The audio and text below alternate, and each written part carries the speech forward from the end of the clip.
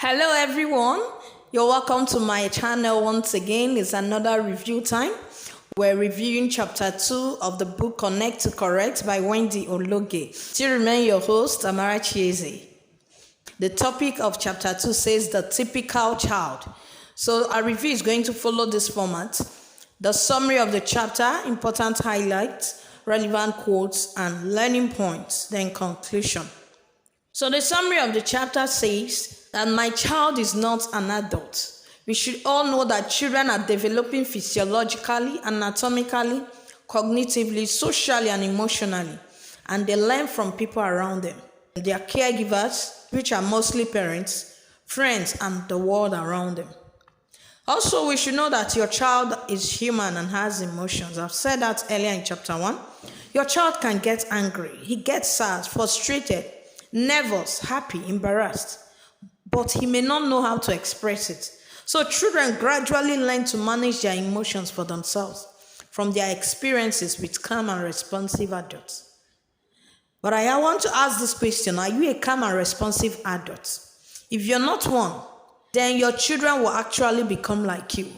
If you're a yeller, if you're a shouter, if you're bitter, your children will gradually learn through what they see in you.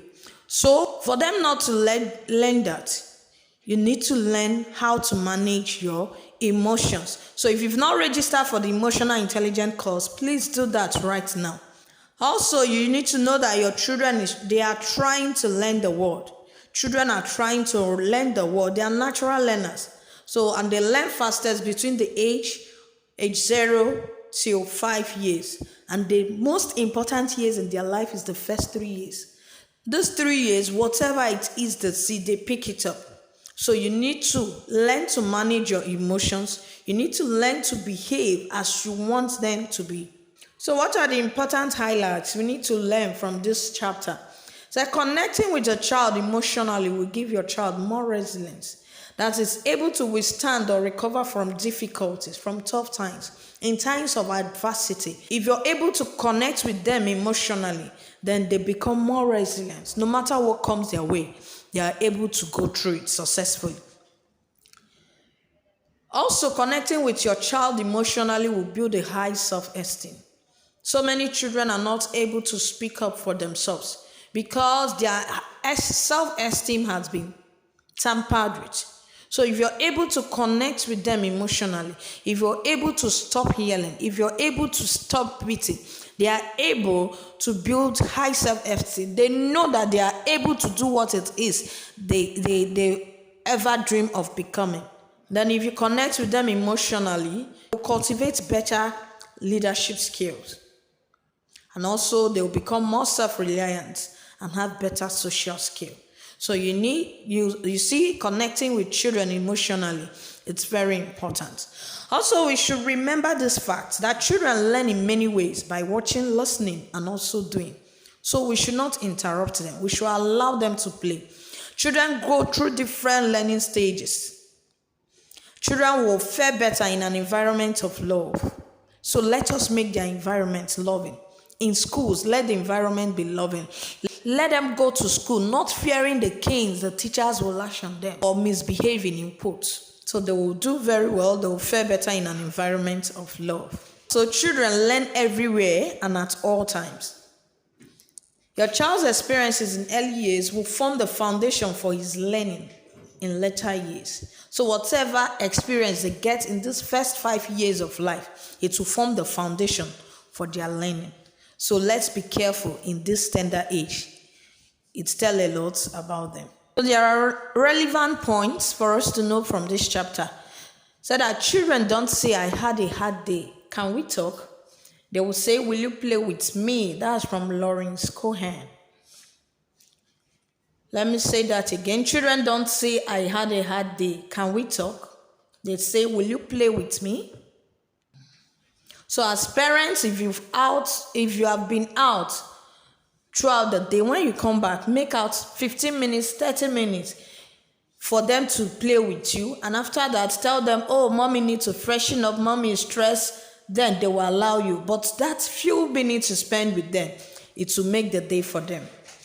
Then another quote from Wendy Ologe said, "You are the first teacher of your child." Yes, that's very important. You're the very first teacher of your child. You don't push them to their teachers in school or their children teachers in church. You're the very first teacher of your child. Also, most things that are beneficial to your child are inconveniencing to you. So you have to learn to compromise for them. Wow. Another quote from Wendy Ologe: "If your child must think, then you must allow him look, listen, question, try new things, and make decisions, because that is what thinking involves." So allow children ask questions. Don't say, this child can disturb. Asking questions help them think, helps them try out new things, and they will be better off by doing so. Then when it comes to brain development, time in the classroom may actually be less important than time on the playground. Yes, most times we want our children to be intelligent, and we keep them all day in the class. And most schools now just have little space for children to play. It won't actually help them in the brain development. We heard that quote. When it comes to brain development, time in the classroom may actually be important than time on the playground. So let's allow children to play. It helps their brain a lot. And play prepares a young brain for life, love, and even schoolwork. That's by Perlis. Lastly, from Isaac Onoja, the brain is in constant motion, and if you slow it down, it will plan to kill you. So let's not slow the brain of children down. Let's allow them to play. If you slow it down, they will go into depression. So allow them to play. The learning points from this chapter: what should we actually know? How do we help our child? Since we know that they learn every day, even as they grow, how do we help them inculcate some values? How do we help them grow into that whole adult? We'll look at these headings. Then on it, we'll take out things we need to know to help our children as they grow. So these are the different developmental areas a child needs to learn the most from birth onward. It's not just intellectually. We have to help them build their self-esteem, help them to be culturally aware.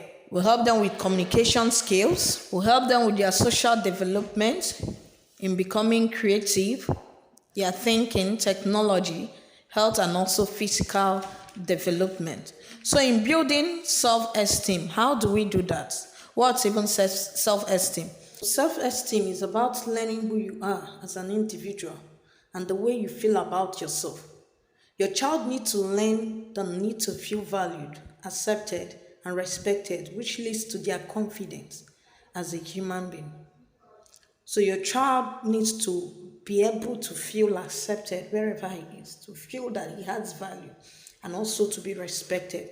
So if you don't teach your child that, you'll see he has low self-esteem and he's not able to stand up for himself. He may even be accused, or he's not able to raise up his face. So how do we help our children build self-esteem? We have to ensure that the environment is lovable and show them that you love and accept them for who they are. So you don't love them when they behave well, you love them all the time. So whether they do good or bad, show them that you love them. Separate them from the behavior and love them for who they are. You also help them learn new skills. For in learning new skills, they are able to build their self-confidence. Support them to try new things. For instance, children love to play with sand. And as they're playing with sand, they are learning things. Please allow them. Don't be engrossed that they will dirty themselves. Allow them to try and learn new things. Allow them draw. Allow them paint. It builds their self-esteem. You should also be available emotionally and otherwise. Most times as parents, it's true that most times you become stressed out. Once you're stressed, go in, catch some rest, then come out, stay with them. Be there for them emotionally so that they will also learn to manage their emotion. Your presence is what matters most, not your presence. So if you buy them all the gifts in the whole world and you're not there to teach them, you're not there so that they will learn from you. I told us earlier that children learn through you, the parents, modeling the right thing. So if you're not there to model what it is, It will also mar their self-esteem. So the next thing we need to build in children as they are growing is also cultural awareness and development.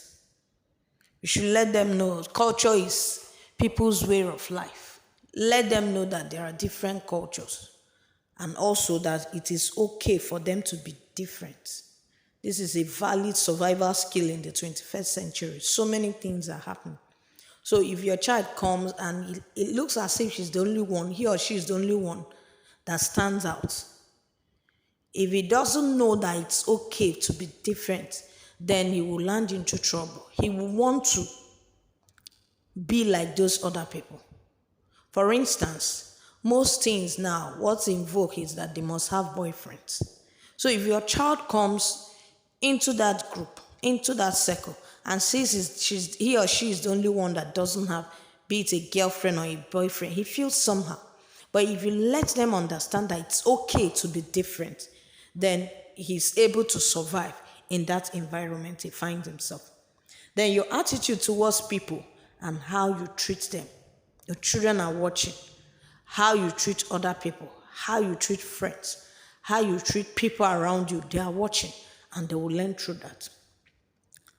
Then also let them understand that there are diversities in culture, and also they should be able to pick lessons from this cultural diversity. Also give them opportunities to see and take part in cultural events, different foods and music.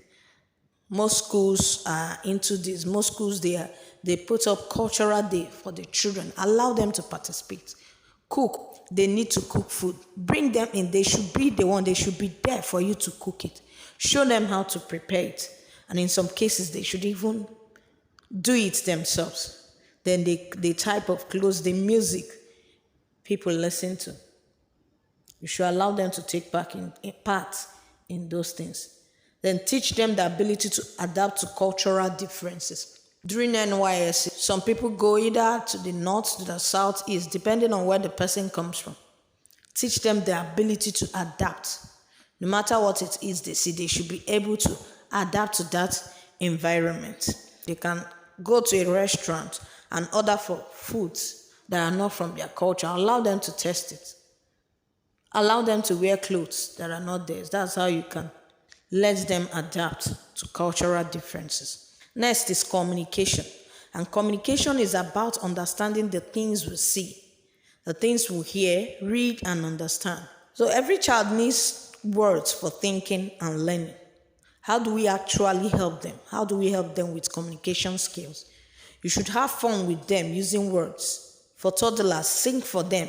Yes, anything it is that you need to ensure that they are communicating with you, please do that. You also read and tell stories to them. This generation is like storytelling is fading away, but it helps your children. It helps them get words to communicate. So tell them stories, sing songs for them. Reading aloud at early age enhances their listening skills. So talk with them and also listen to them as they talk to you. It will help them in developing communication skills. Then social development. Your child starts learning about feelings and how to get along with other people from when they are born. So do not prevent them from mixing with people. So how will you help your child learn social development? Help them develop and learn how to communicate their feelings. If they don't feel okay, allow them to communicate and say what the problem is. Never force children to relate when they are not comfortable. Most times in church, you see children, when they drop children in their children's church, you see some of them shouting, crying. Why? Because we have not prepared their mind to communicate with others or to interact with others. So when you drop them there, it's strange to them. So you don't force them. With time, teach them that they are going to socialize. Teach them to understand why they should relate with others before they do it. So that when they get there, they are able to socialize and interact with others. Don't try to make them share toys and other things that are important to them before they are ready to. Sometimes a child may come visiting and you want them to share toys with them. they've not yet prepared their minds towards this. Please don't force them. Teach them the importance of sharing. Then with time, they are able to release their toys and share with their friends. Next is creativity. How do we help our children with creativity? Said that children are usually curious and full of ideas. So by accepting their ideas and the things they make, you're encouraging them to explore, take risks, and have a goal. For instance, they love to play with sand. Allow them. As they are doing that, they are learning from it. They are getting ideas through it. So how do we help develop this creativity side of your child? Let your child do arts. Buy lots of paint. Provide paper, Play-Doh, boxes, and dress up for pretense play. Allow them play. Get all these materials, get these resources available. With that, they can think out ideas. Encourage them to do music. Teach your children to play at least one musical instrument. It will help them in creativity. Then take out time for entertainment. Movies, face painting, concerts. Allow them to associate with those things. Then another important place you need to help your children develop is in thinking. Children must be taught how to think, not what to think. We should teach them how, the process of thinking, and not telling them what it is they should think. If your child must think, then you must allow him look. Sometimes you see as children are walking around, maybe walking on the road. When you see them moving on the road, allow them to look. They are learning through it. Allow them to listen, to question, to try out new things and make decisions, because that is what thinking involves.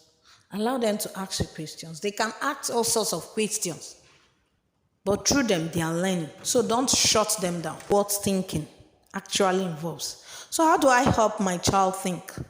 Be intentional about the kind of toys you buy for your child.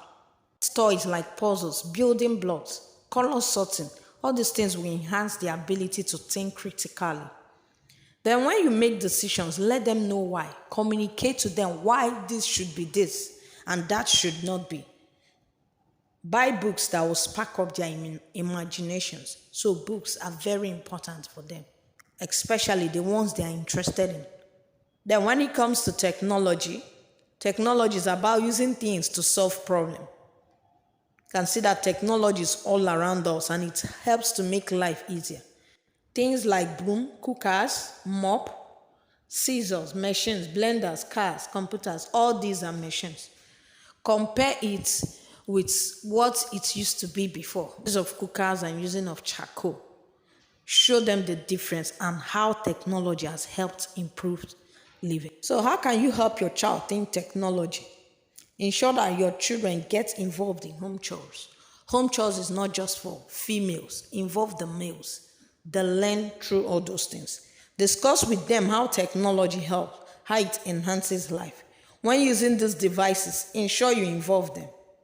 Talk to them about those tools and how doing that task will be more tedious without those tools. Show them the different ways things can be done. For example, washing clothes by hand and also using the washing machine. Then encourage thinking about how to use things to solve problems. Another area of development we need to look into is about their health and physical development. Children learn through their bodies even before they can talk. Babies, toddlers, and preschoolers, they are naturally active. The foundations for good health are laid down in the earliest years. Physical plays will help your child develop strength, balance, and skills. You see, children that are not allowed to play, you see, they become too robust. Sometimes they are not even able to walk. So allow physical play. Encourage your child to use his hands. Things like cutting, shredding, pasting, and drawing. Teach them how to use the knife to cut. But they should do dangerous things carefully. Make sure they get plenty of rest and healthy food. And also safe-proof your home. Safe-proof your home means as toddlers are at their tender age, you don't put glasswares all around your house. You don't use glasswares for your center table. You know they will break it. So putting it there, you're limiting them to try out, move around. You're limiting them to walk around. You can use wooden furniture as your center table. At least when they move around, you know they're not going to damage anything and they are not also exposed to danger. So safe-proof your home. How will you help your child with health and physical development? Allow your child to play outdoor and make a mess. Please, we need to change this. We need to allow them. Let them make a mess of themselves. They are learning through it. Talk to them about trees, weathers, birds, fish, and animals. Go out with them in the evenings. Show them all these things. Talk to them about it. Allow them to plant it, water it, watch it grow. It's parts of something in them. Watch your house being built and explain why you need to watch from a safe distance. Explore new places together, like new park or going on vacation together. It will help your children a lot. Then lastly, we're going to see importance of play, why you should allow your children to play, why you should even allow your children to go to schools that have big area for children to play. The brain is created to function on breaks. You don't keep your child indoors just to read. After reading, they eat and still come back to eat. No, the brain is created to function on breaks. So allow them, as they read, they can create some time. Make routines. When they read for 1 hour, for 2 hours, then go outside, play, interact with others. The absence of play in the life of your child can bring depression. Also, children who don't play will stand the risk of arthritis and other bone-related illnesses later in life. So it's actually a problem. Allow them to exercise their muscles.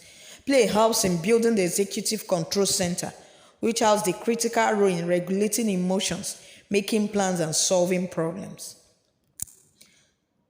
Not playing is also an indication of high increase in suicide rates today. We have seen so many suicide rates because children don't interact with others. They don't air what it is that their minds have conceived. It can lead them to committing suicide, which we are already seeing high rate of it in our country. Play causes high production of serotonin and endorphins. These are the hormones for joy. So if you allow your child to play, all those hormones are released and the child is not easily depressed. So in conclusion, we should allow play. We should teach it and also create it. Let me say that again. Dear parents, allow play, teach it, create it. Then if we play, if we support, we will all stay alive. And lastly, most things that are beneficial to your child are inconveniencing to you. So you have to learn to compromise for them. Learn to compromise for them, to build them into whole adults. Even though those things might be inconveniencing to you now, allow them to play. We have come to the end of this review. Thank you for being a part of it. Thank you for your time. I really do appreciate. Discussion continues in the WhatsApp group. Drop your questions there. It will be attended to. And always remember that I'm rooting for you. I love you and I honor you. Our next review comes up on 9th February. And also, if you have not subscribed, please do so. And also invite your friends and loved ones so that we all walk this journey together. Check descriptions below to get into the WhatsApp group.